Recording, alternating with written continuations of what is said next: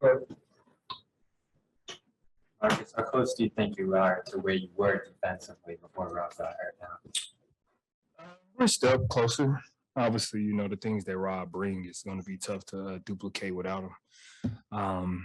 Where we probably might, to be honest, we might not be the exact same defensively like we were when Rob was here, but it just means we got to change a couple things, and everybody else has to step up a little bit more to protect from his absence. So, I mean, we're definitely getting closer, but just the things that Rob brings, I don't think we're going to have that until he comes back.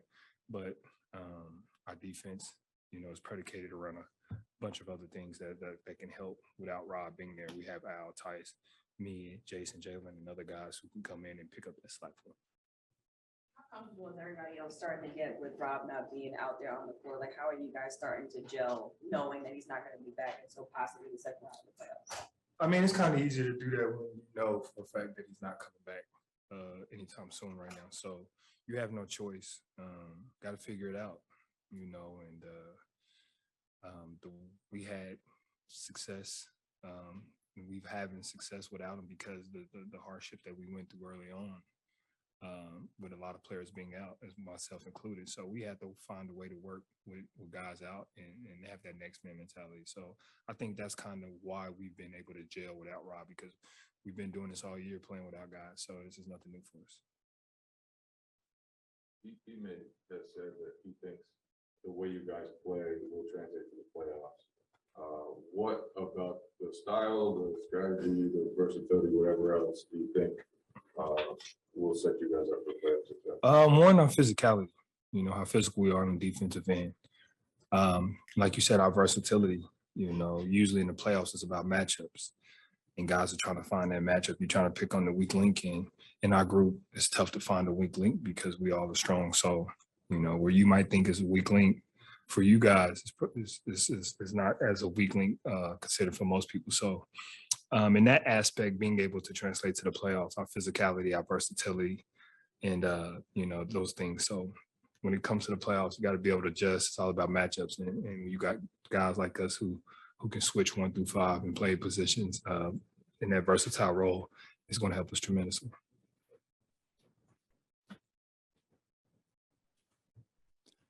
Marcus, good evening. We have a Zoom question from John Corrales, please. Hey, Marcus, when you see Al out there doing what he's doing, bringing the ball up, grabbing and going with the rebound, switching defensively, I mean, still being able to play at this high level, not that he's ancient, but, he's been doing this for a little while, but doing it at this high level, what's that mean to see him out there doing this and doing it at the level that keeps up with everything you've been saying? It's inspirational, man. Al's, like you said, been doing this for a very long time.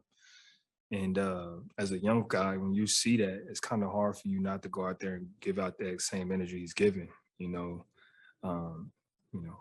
at his age and how many years he's been doing this, if he can do it, we got fresher legs than him. But old people like to say you got them young legs. So we got more younger legs than him. So we should be able to go out there and do it. So by him doing it and us being able to watch and take from that, it's just tremendous inspirational for us, for everybody, especially these younger guys getting ready who's never been here or who's only had, a limited amount of time in the playoffs to see somebody of Al's stature and his credibility and the things that he's done in this league and to go out there and still give everything he has and the effort that he brings. It's kind of hard for you not to. I just so.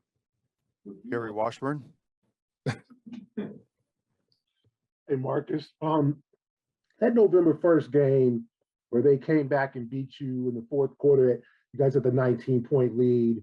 And that was kind of one of those games you guys pointed to.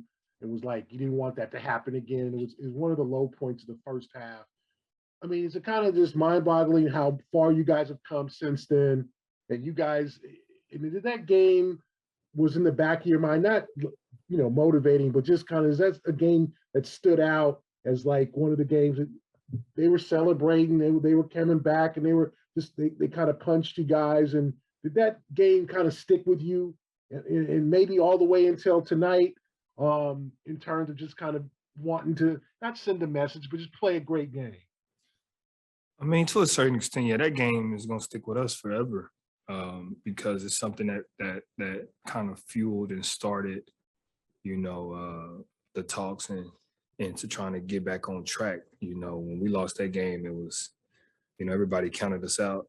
You know, it was getting it harsh. So having that in the back of our mind, obviously tonight, but just every game we play, we try not to let that happen. You know, we turned the ball over that first game too many times, and they did a good job of scoring off of those turnovers, and that's what they do. You know, you can't give a team like that easy possessions that way. And we just wanted to make sure from every game on then that we you know, we don't give ourselves, we don't put ourselves in that situation again. And to be able to come out here tonight and kind of get, I guess you can call it revenge or whatever. It was good, but this is not, you know, we're not playing that to win one game, you know, in the regular season. So it's definitely on our mind. It's still on our mind. It's going to be on our mind. Just to remind us, you know, how easy things could turn for us. So it happened. It's over with. We figured it out, and we got to keep going in the right direction. Would you want to rest in either of the last 2 games to get ready for the playoffs? Say it again? Would you want to rest in either of the last 2 games I to mean, get ready for the playoffs? I'm a competitor, so, you know, I would love to play. But I do want to be fresh going into the playoffs. So, you know, whatever decision he may make, you know, we're going to roll with it. So, I guess that's all I can say with that. I was playing in front of Barack Obama, and is there anybody, like, you guys play in front of celebrities all the time? Is there any, like, anything different then, or people that you're like, oh man, I'm playing in front of? Yeah, I mean, it's a former president of the United States. I mean, I think that's one of the biggest celebrities you can play in front of. You know, that's an honor. So, you know, to be able to come in here and have that opportunity is some sight. I wish my mom was here to see that, but she's watching, smiling on me. She saw it. So that's definitely a highlight of my life, my career, to play in front of somebody like that. Thank you, guys.